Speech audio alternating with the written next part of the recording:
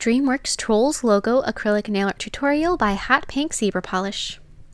Hi everyone! In today's video I'm going to be doing the logo for the movie Trolls that's coming out here soon, and I also did two other nails to go with it. I did the character branch and the character Poppy, and I will put links to those in the description box below. I am pretty happy with the way they turned out, so please check them out. Also in this video I'm going to be reviewing this nail lamp. This is an LED UV hybrid lamp, so it works with a lot of products and it cures faster that way. And it's got some cool little features on it, so I will show you all of that later on in the video. And don't forget to click subscribe to see my future videos as well. So the first thing, unboxing the light.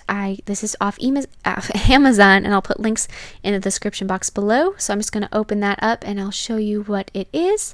So it came in like a little foam sleeve. And then it has two cords, one to plug into an outlet and then one to plug into a USB port on a computer. And that I thought was really cool. I've never seen a lamp that you can plug into your laptop before, which is awesome, especially since I take my laptop everywhere with me. It's like an extension of my purse. So the lamp, it has a sensor in it, so it works just by seeing your hand basically, and it has a timer on it, which is so nice. I have an LED light that doesn't have a timer, and it's not the same. I mean, I either have to watch the clock or set a timer on my phone, and that just, for some reason, it seems so inconvenient to not have a timer on it that I was so glad that this one did. And so you just put your hand in and it sees you. There's a sensor on each side, so whether your hand is closer to one side or the other, it still sees you. And just watch what I'm doing. I'll explain that in a second. I'm just going to say a couple more things about the light and then I'll move on to what's happening in the video. The other thing about the light, though, that I do want to mention that is a little bit of a detriment in my mind, but maybe not to everyone, is that because it's open-ended on both sides, meaning that it's like a bridge, and so you can stick your hand in from either direction, although the lights are made so it sees it better from one side. The reason that this, I think, is a detriment to it is because you can't have gel products behind it because they're going to get cured and be seen.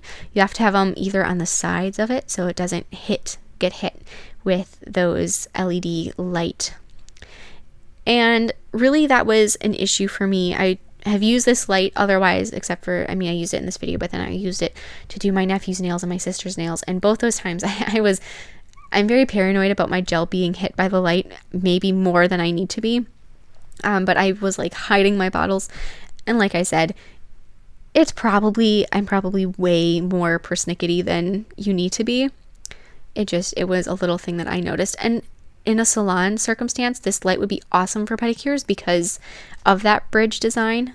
And because the polish bottles, at least when I do a pedicure, I stick them in a bucket by my feet. So it's not an issue. Anyways, for that light, just file it now. I just took and I laid out my color acrylic out in a circle so that they were in the right order and I didn't have to worry about what color comes next.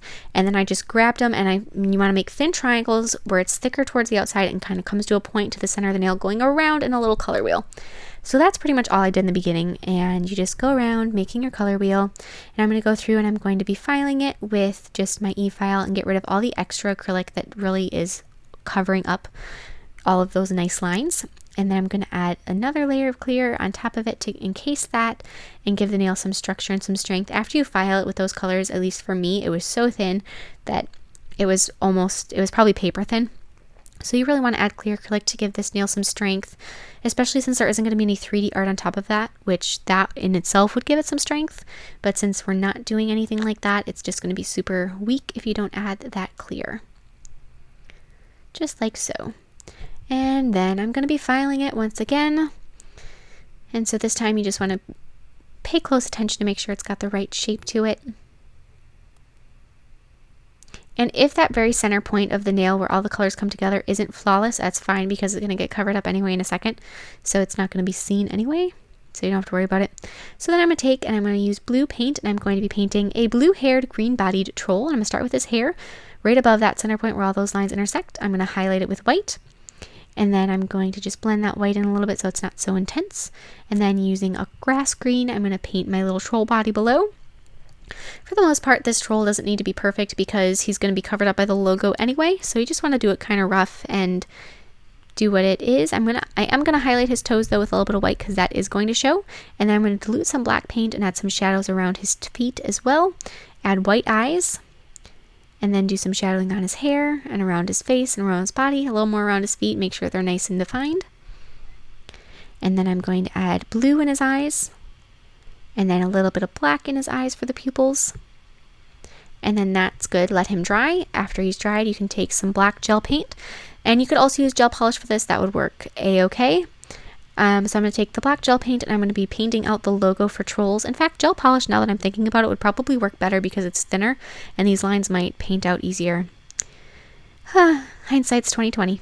Anyways, so I'm going to start with the O and then paint the 2 L's, and the O should go right around his eyeballs like it's a little huge monocle. And then the L's are, the first one's going to be a little bit higher than the second one. They kind of nest together. And then I added the S after all that. And then before the O, you're going to want to paint an R and a T. So the R, the little top part that kind of curves over, is going to go over the O.